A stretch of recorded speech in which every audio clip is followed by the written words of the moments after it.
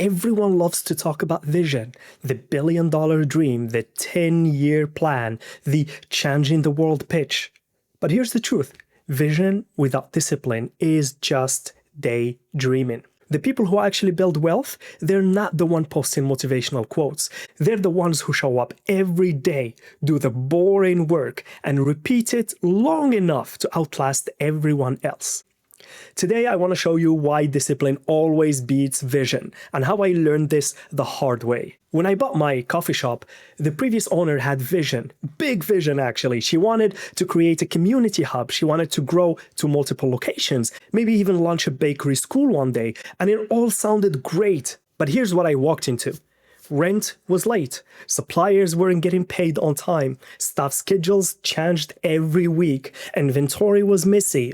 Sometimes we'd run out of basics like flour or milk, and other times we had mountains of waste. She had all the vision in the world, but no discipline. I'll give you a concrete example. The first month I took over, I discovered she never tracked daily sales versus labor costs. That's basic. If you don't know how much you're making compared to what you're spending on staff, you're just flying blind. And when I started tracking that, I saw that it was above 65%. So basically, she was spending 65% of what she was making on staff. I'm not even talking about food waste. I'm not food cost and food waste and all those other expenses. So here I was, an IT guy turned coffee owner, realizing that the only thing that would keep this place alive was not a fancy rebrand. It was not a new logo. It was not a bigger dream. It was discipline. Everyone was telling me, you need to change the logo, you need to change the decoration, you need to replace the coffee machine because it's 15 years old, and I had to do a lot of pushback. Because what saved the business was not me announcing some grand vision to the team. It was me sitting down with spreadsheets on a Sunday night, cutting waste, tightening schedules, and writing down recipes and processes. Here's the kicker. None of that is sexy. Nobody was clapping for when I was reviewing invoices at midnight, but that's what keeps the lights on. And after a few months of boring, disciplined work, the coffee started to stabilize. Here's what I realized. Vision is important. Don't get me wrong. It gives you direction. It's the North Star. But without discipline, vision becomes dangerous. It tricks you into thinking you're moving forward just because you're inspired. Discipline, on the other hand, this is the thing that compounds. It's like interest. You don't see the payoff in the moment, but you look back after 6 months and the difference is night and day. You've been listening to me so far, but what does discipline look like in real life? First thing I can think of is cash flow tracking. Every week, know how much came in, how much went out, and what's left. If you can't answer that, you're just gambling. You're not running a business. And I encourage you to do the same thing in your own personal expenses with your own family. Number 2 I can think of is process documentation. In IT, we document everything.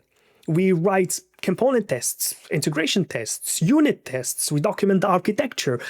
We're always thinking of optimizing the time it takes to ramp up on this new project. We're always thinking about reducing the learning curve. In a small business, almost nobody does. But if you don't write down your hiring process, if you don't write down your cleaning checklist, your supplier orders, you're going to be stuck putting out fires forever. I've been running a coffee shop for 1 year now. Just trust me when I say so. Number 3 I can think of here is consistency. Because, showing up at 6 a.m. to bake the same croissant the same way every day. Customers do not want your creative inspiration. They want reliability. There's a reason you go to your same Starbucks every morning, find the same barista who knows you, take that first sip and expect the same taste that your brain recognizes and floods your brain with happiness hormones or whatever.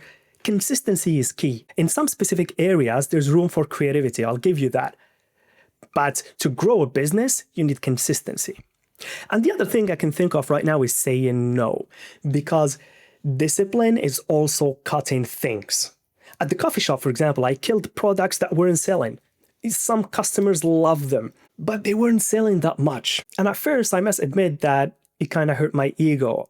like, oh, I was not able to sell this. But the truth is, every bad SKU you carry is eating profit. Think about this. Go and compare two venues, two restaurants, two coffee shops that you like. One has tons of items in the menu. You get lost.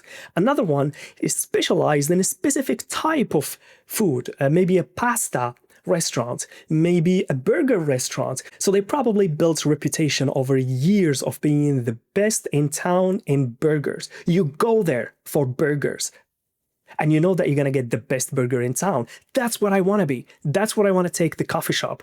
I want to be the best in town in lattes, in croissant, and maybe 2-3 other products, not 150 items. Because what I also realize is that removes the ability to add seasonal products. You know, in North America, we love autumn. And autumn dreams mean one thing: pumpkin spice lattes. We love those. So I realized that by having a ton of products on the menu, I'm actually removing the opportunity to tap into those seasonal markets.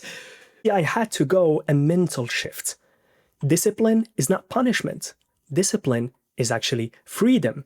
Because when you have discipline, you don't stress about payroll. You don't panic when something breaks. You don't wake up wondering how the business will survive another month. Vision feels exciting in the moment.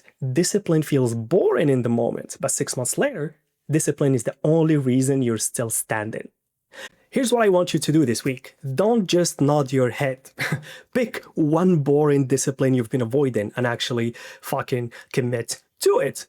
If you're running a small business, sit down, make yourself a coffee, pull your last months of sales, rank your products from best to worst, and cut the bottom 10%. Just do it. Just do it. Don't overthink it.